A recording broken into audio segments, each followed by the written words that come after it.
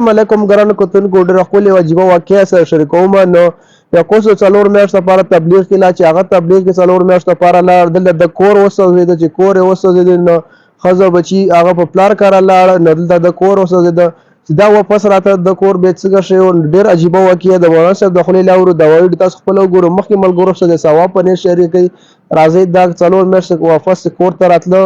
د څه واقعه شوې دا ویډیو مخکې وګورئ او مخکې ملګرو سره لازمي شریک راغی یو نوجوان څلورو میاشتو له لاړې چې څنګه لاړې دلته کور اور واخیست کور یې وسوځېدو ښځه او بچي پلار کره لاړو چې پلار کره لاړو زما عزتمندو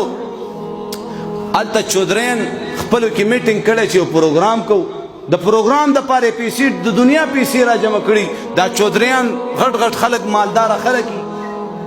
نو یو چودري پکې ویلې چې هلکه داسې کار دی دا دومره پیسې هسې بادو زموږ علاقه کې زموږ یو ګاونډي څلورو میاشتو له تلی په تبلیغ کې او د هغې کور سوځېدلی دی او ښځه او بچي پلار کره تلي داسې کار به وکړو په دې پیسو باندې به ورله کور جوړ څه به وکړو کور به دا په دې ړونو کې دا فیصله چا راوسته دا الله راوسته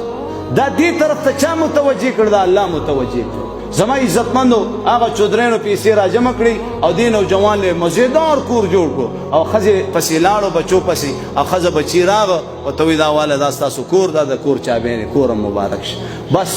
د کلي چې څومره ښځې وي هغې را جمع شو د کور چې څومره سامانونه هغه زما عزتمندو دې ښځو وله واخیسته او دې کور ته وله راوړ کور یې ورله د سامانونو نه هم ډک دا زه تاسو ته کیسې قطارې نه بیانوم دا ته کارګزاري بیانوم نو چې کله هغه نوجوان د څلورو میاشتو نه واپس راغی نو هغه چې څلورو میاشتو د تللو نه داسې د خټو کچه کور به و چېرته نو هغه کوڅه کې خپل کور پسې ګرځي چې کور مې څه شو کور یې خو پوخ شوی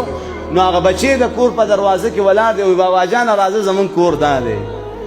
نو پلار یې دومره خوشحاله شو چې دا څنګه چل دی چې کور ته رادننه شوې ښځه ورته وایي سړیا ته د الله په لاره کې الله زموږ دومره مددونه نصرتونه کوي زه سړیا ته لا بیا راپسې کور ته راغی دې ښځو به زما عزتمندو سار ناشته غرمې روټۍ ماسخوتن روټۍ د مازدیګر چایونه دا به دې خلکو ورپسې دې کور ته راځغلول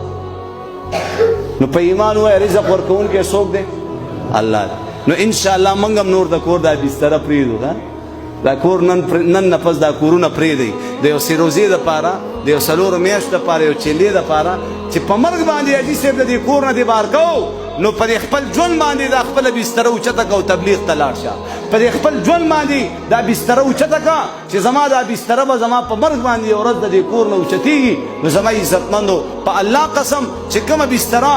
د تبلیغ دپاره د الله د دین د خورېدو دپاره اوچته شي دغه بستر اسپتالونو دپاره بیا الله پاک نه اوچتوي دا یاد سره دغه بستره به تاڼو تحصیلونو دپاره الله نه اوچتوي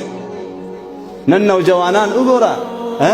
په سنټر جیلونو کې کال قید دی په چا باندې 14 کاله د چا 20 کاله هلکه څنګه چل ویره جي والله کال دپاره تیار یم خو د دې ځای نه چې وځم